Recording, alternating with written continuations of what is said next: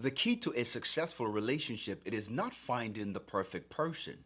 It is learning to love the person you have found.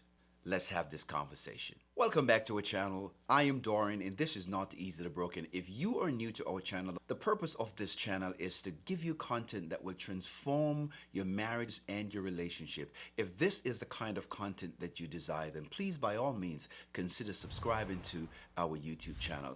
Let's get right into it. One of the biggest mistakes couples make when they are going through marital problems is thinking they married the wrong person.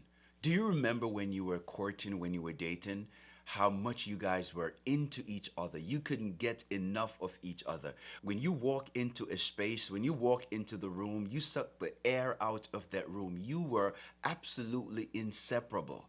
You couldn't wait to get a ring on it. You couldn't wait to say yes to that man. You couldn't wait for that man to get down on one knee and propose to you. Do you remember those moments?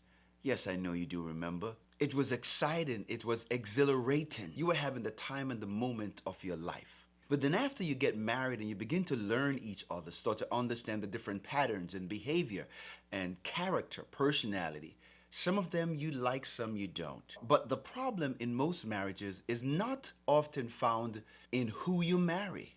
The problem is often found in how you love the person you marry. See, real relationship and real love is not something that you find. It is something that you create with the person that you love. It must be cultivated daily. And guys, it takes time and effort to succeed at anything in life. And that includes your relationship and your marriage. You must be intentional to create love every chance you get. Love is what we do. Love is what we give. Love is who we are. In John chapter 3 and verse 16, it tells us that for God so loved that he gave. The true essence of love is not what you get from it, but it's what you give. You don't love where you get, ladies and gentlemen. You love where you give. When you're serving and when you're adding value to someone's life, when you're showing up, when you're checking on them, when you're doing things that make them feel good, that's where you find love. Not what you receive from the person, but what you give to them. In 1 John chapter 4 and verse 8, it declares to us, "He who loveth not knoweth not God." God is love. The very nature of God is love, and everything that God does, it flows from a place of love. This is how God wants us to love our spouse. He wants us to show unconditional love. God wants us to give from a pure heart. We cannot love that way in our flesh. Only the Spirit of God can assist us in loving our spouse like that.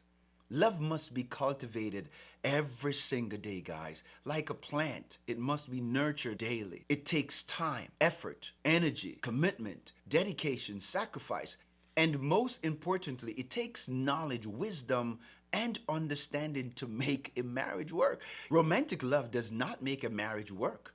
Great sex does not make a marriage work. A matter of fact, a lot of you guys have great sex and by the time you wake up, you're still having an argument. You're fighting. You act like you did not even have an intimate moment the night before.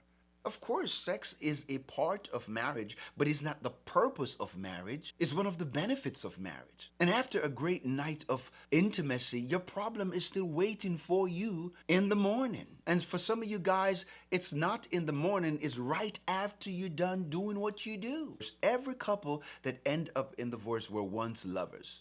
Guys, knowledge makes a marriage work. Wisdom and understanding and learning about each other, learning how to deal with conflicts and learning how to forgive and getting over those challenges and finding ways to solve your problems so that you can continue to love and care for each other. That's what love and that's what relationship and that's what good marriage are made of. You have to know what to do to make your marriage work. It takes knowledge, wisdom, understanding, unlearning to relearn, to make life and marriage work. And when you learn something, it is your responsibility to apply that principles so that it can become a part of who you are.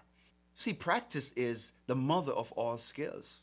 That's how you succeed at anything in life, and that's exactly how you're going to succeed at your marriage. You know, there are things that you can do right now to breathe life back into your relationship, life back into your marriage. It will create positive energy. It will help to maintain intimacy and deep friendship, such as saying I love you, learning how to communicate better.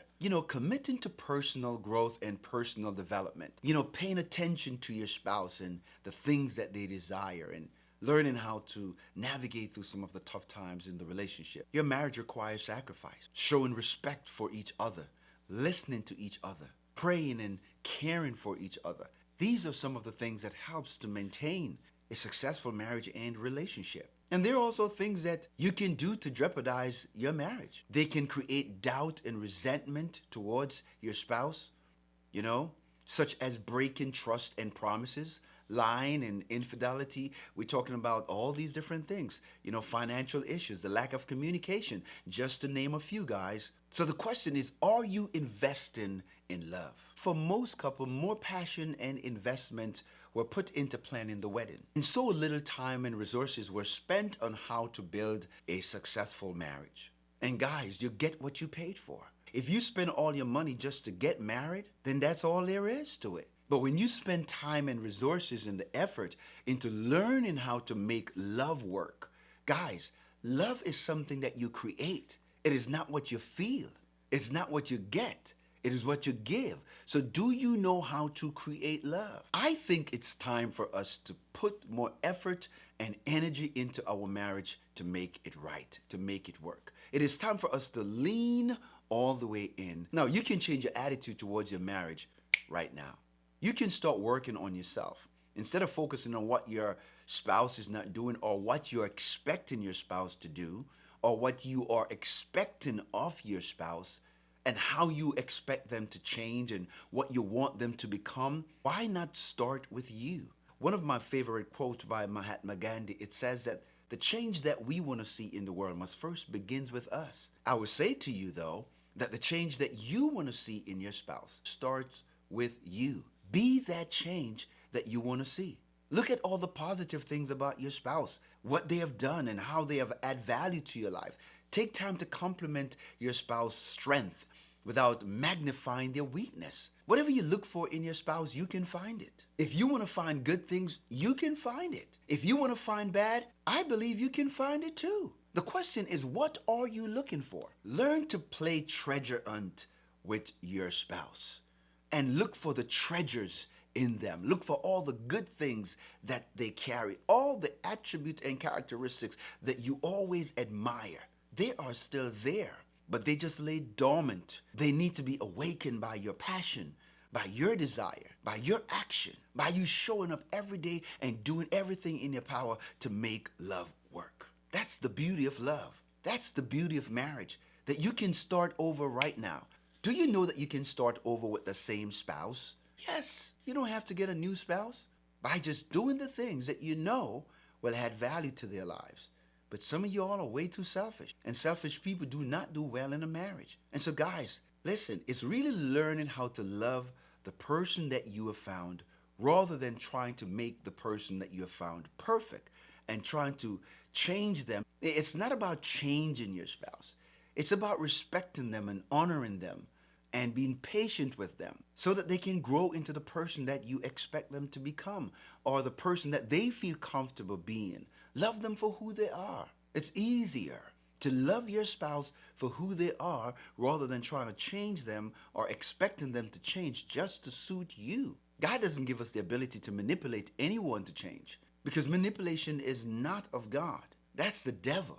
And so please, learn to practice true, authentic love.